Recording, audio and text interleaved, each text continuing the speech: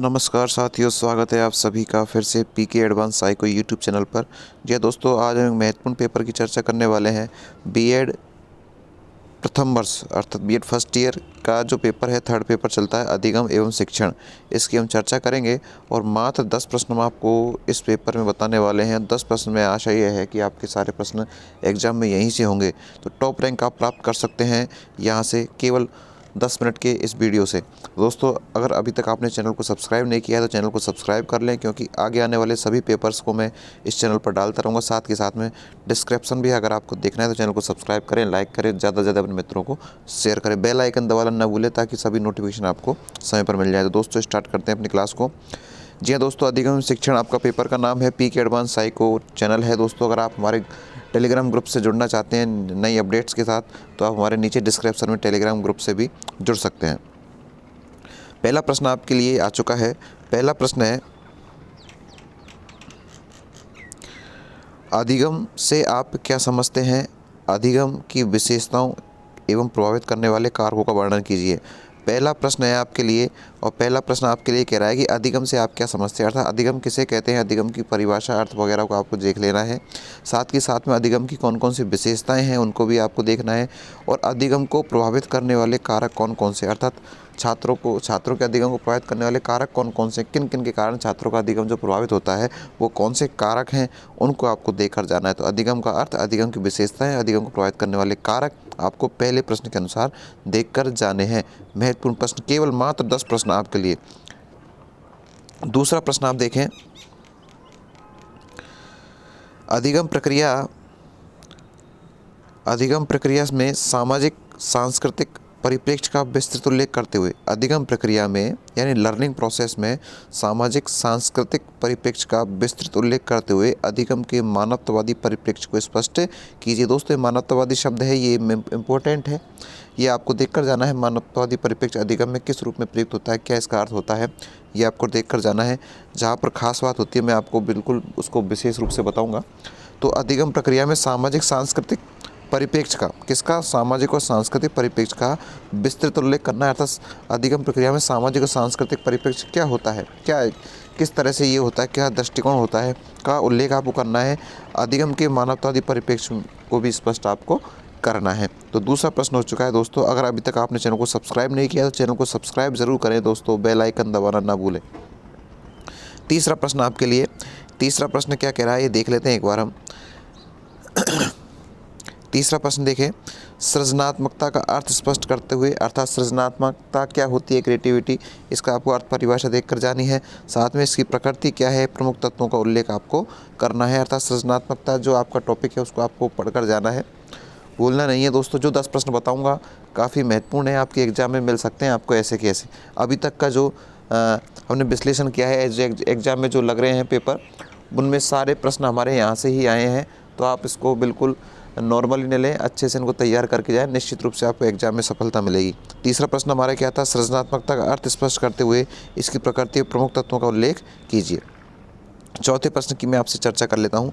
चौथा प्रश्न आपके लिए, चौथा प्रश्न क्या है, देखिए, विद्यालय के सामाजिक व सांस्कृतिक वातावरण के लिए, यानी कि बात करें किसके वातावरण की, विद्यालय के वातावरण की, और वातावरण भी कैसा, सामाजिक और सांस्कृतिक वातावरण के लिए आवश्यक तत्वों का वर्णन करना है। अर्थात विद्यालय के सामाजिक और सांस्कृतिक वातावरण के लिए आवश्यक तत्वों का वर्णन करना है। कौन कौन से आवश्यक तत्व हैं सामाजिक और सांस्कृतिक वातावरण को बनाने के लिए, तथा विद्यालय के भौतिक संसाधन, ये भी महत्वपूर्ण है दोस्तों। यहाँ से एक नया प्रश्न आपको, 2 प्रश्न इसमें से बन सकते हैं, एक तो विद्यालय वातावरण से बन सकता है और एक विद्यालय के भौतिक संसाधनों से आपका प्रश्न बन सकता है। तो विद्यालय के भौतिक संसाधनों का शिक्षक शिक्षार्थी की कार्य क्षमता पर क्या प्रभाव पड़ता है, अर्थात विद्यालय के जो भौतिक संसाधन है उसमें शिक्षक और शिक्षार्थी की कार्य क्षमता पर क्या प्रभाव पड़ता है, ये आपको देखकर जाना है। चौथा प्रश्न वेरी इंपॉर्टेंट, निश्चित रूप से एग्जाम में आपको मिलेगा।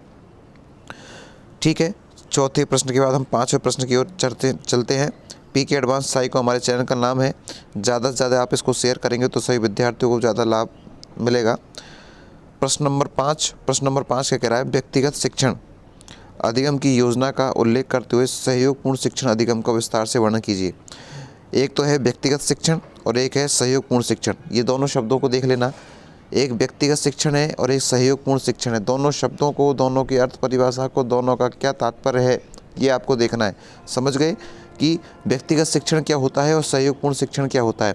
अर्थात व्यक्तिगत शिक्षण अधिगम की योजना क्या है और सहयोगपूर्ण शिक्षण अधिगम का विस्तार किस तरह से किया जाता है, किस तरह से इसकी योजना होती है, ये आपको पढ़कर जाना है। दोनों को अच्छी तरह से आपको व्याख्यात्मक रूप में पढ़कर जाना है। एग्जाम में आपको प्रश्न मिलेगा। 5 प्रश्न हो चुके हैं, आधा पड़ाव हम पार कर चुके हैं और बिना समय गंवाए हम छठे प्रश्न की ओर भी चलते हैं। छठे नंबर का प्रश्न आपके स्क्रीन पर आ चुका है दोस्तों। छठा नंबर प्रश्न क्या है? शिक्षण प्रतिमान से आपका क्या अभिप्राय है? प्रश्न क्या है? शिक्षण प्रतिमान। अर्थात ये मुख्य फोकस आपको इस शब्द पर करना है। शिक्षण प्रतिमान को आपको पढ़ना है। शिक्षण प्रतिमान कौन कौन से होते हैं, शिक्षण प्रतिमान किसे कहते हैं, इसकी मुख्य विशेषताएं, उपयोगिता तत्वों पर प्रकाश डालिए। शिक्षण प्रतिमान का अर्थ परिभाषा आपको देखनी है। इसकी मुख्य विशेषताएं कौन कौन सी होती हैं, उपयोगिता क्या होती है, तत्वों पर प्रकाश आपको डालना है, कौन कौन से तत्व इसके होते हैं। तो शिक्षण प्रतिमान वाला टॉपिक आपको पढ़कर जाना है अच्छे से। छठा प्रश्न हमारा हो चुका है। 7वें प्रश्न की ओर हम चलते हैं। 7वां प्रश्न भी आपकी स्क्रीन पर आ चुका है। 7वां प्रश्न देखें क्या है।